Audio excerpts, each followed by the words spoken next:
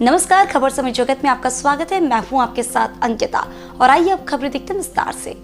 भोपाल प्रदेश Congress media विभाग के अध्यक्ष मुकेश नायक ने कहा कि मध्य प्रदेश शासन के कैबिनेट मंत्री और वरिष्ठ भाजपा नेता कैलाश विजयवर्गीय ने बयान दिया था कि 30 साल के बाद पूरे भारत में गृह युद्ध हो जाएगा, क्योंकि भारत की डेमोग्राफी है, उसमें जनसंख्या का अनुपात है, वह असंतुलित है। उनका यह बयान बहुत बचकाना और मूर्खतापूर्ण है। विजयवर्गीय ने गृह युद्ध की कल्पना की। ये कैसे लोग हैं जो कल्पना भी अच्छी तरह से नहीं कर सकते।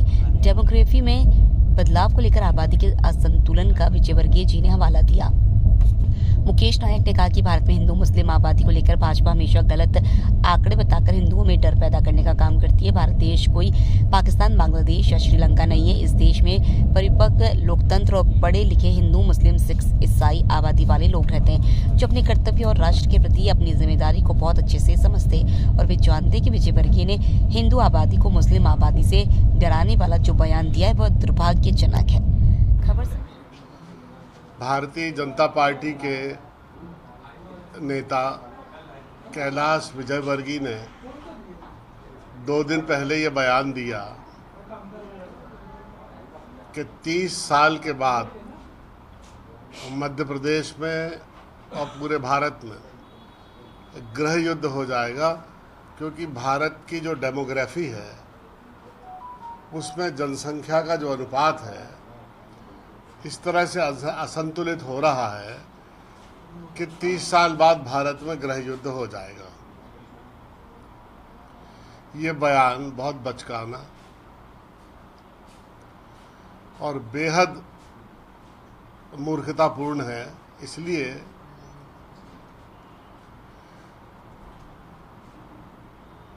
कि दुनिया का सबसे परिपक्व लोकतंत्र भारत, पढ़े लिखे हिंदू, मुस्लिम, सिख, ईसाई आबादी वाले लोग अपने कर्तव्य को, राष्ट्र के प्रति अपनी जिम्मेदारी को बहुत अच्छे से समझते हैं और जानते हैं। लेकिन कैलाश विजयवर्गीय जी ने जो हिंदू आबादी को मुस्लिम आबादी से डराने वाला जो बयान दिया है ये दुर्भाग्यजनक है, और जो आबादी को इम्बैलेंस बताया है ये आंकड़े भी उनके गलत हैं।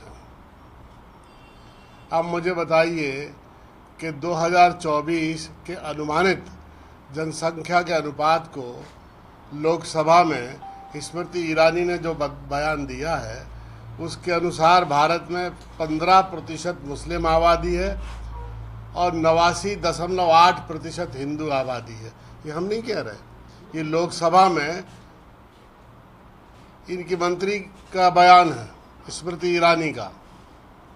अब कैलाश विजयवर्गीय जी आप ये बताइए कि 15% मुसलमान 80% हिंदुओं को कैसे खा जाएंगे?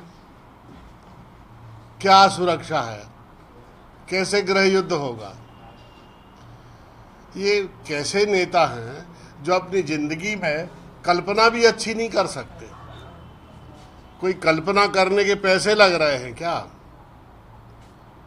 इनकी परिकल्पनाएं भी इतनी विद्रूप, इतनी असामान्य और इतनी डरावनी है, इनकी सोच ही खराब हो गई है। जो लोग हमारे देश में इस तरह की परिकल्पनाएं कर रहे हैं वो कभी भी देश के जिम्मेदार नागरिक नहीं हो सकते। पूरी दुनिया की चौथी, 5वीं सबसे बड़ी सैन्य शक्ति वाला हमारा देश, मध्य पूर्व और एशिया में अपनी अच्छी पुलिस के लिए जाना जाने वाला हमारा देश, और पूरे विश्व में एक मैच्योर डेमोक्रेसी के रूप में जाना जाने वाला हमारा देश, और इस देश के पढ़े लिखे नौजवान उनसे इस तरह की उम्मीद कर रहे हैं कैलाश विजयवर्गीय जी। इन सब के होते हुए भारत में गृह युद्ध हो जाएगा। दरअसल बात यह है कि ये जैसे बीज बो रहे हैं तो इनको लग रहा है कि वैसी फसल आने वाली है। अंगार बोएंगे तो आग निकलेगी ना,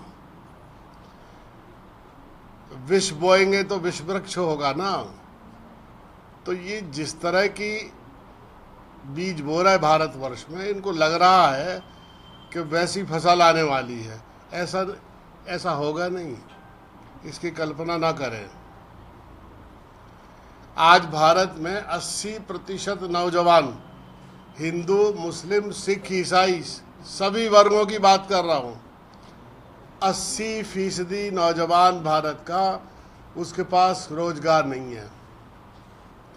अगर ये हिंदुओं को मजबूत करना चाहते हैं, देश के नौजवानों को मजबूत करना चाहते हैं, तो पकोड़ा बनाने से मजबूत नहीं होगा। अच्छी शिक्षा देना पड़ेगी, अच्छी नौकरी की व्यवस्था करना पड़ेगी, भारत में अच्छा वातावरण देना पड़ेगा व्यापार के लिए, नौकरी के लिए, अलग अलग क्षेत्रों के लिए। तब जाकर हमारा नौजवान और हमारा देश मजबूत होगा और देश आगे बढ़ेगा। विजय वर्गीय जी का ये बयान कि ये कांग्रेस के नेता खटमल और मक्खी हैं, मैं जवाब तो नहीं देना चाहता था, लेकिन इनके इतने वर्षों से लगातार इनकी राजनीति का तौर तरीका देख के, इनका आचरण देख के मुझे ये कहना पड़ रहा है कैलाश विजयवर्गीय जी के बारे में कि जो बंदर से आदमी बनने तक की जो विकास यात्रा है ना,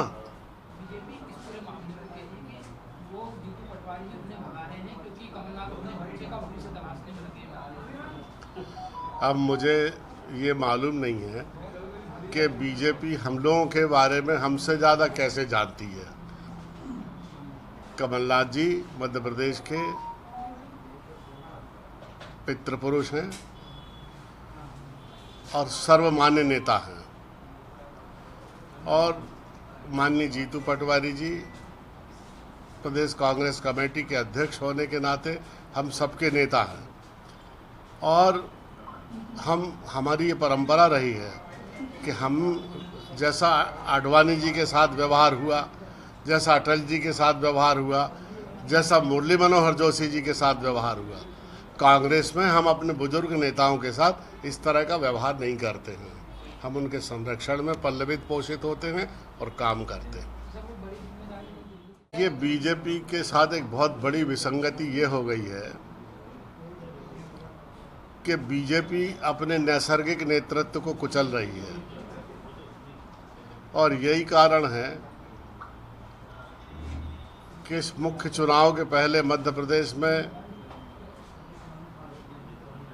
25 या 26 उपचुनाव एक साथ हुए थे, जिसमें 22 उन सीटों पर चुनाव हुए थे जिसमें कांग्रेस के लोग बीजेपी में शामिल हुए थे। यानी 22 सीटों पर कांग्रेस के उम्मीदवार और 22 सीटों पर कांग्रेस छोड़कर जाने वाले उम्मीदवार, यानी सभी सीटों पर कांग्रेस के उम्मीदवार चुनाव लड़ रहे थे। ऐसा कभी देखा आपने?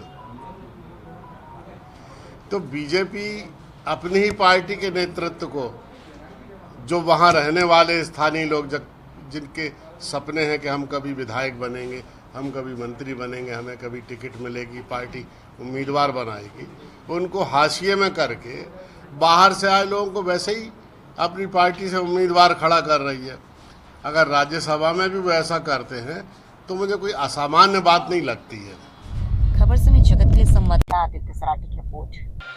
For latest news, subscribe to our channel and press the bell icon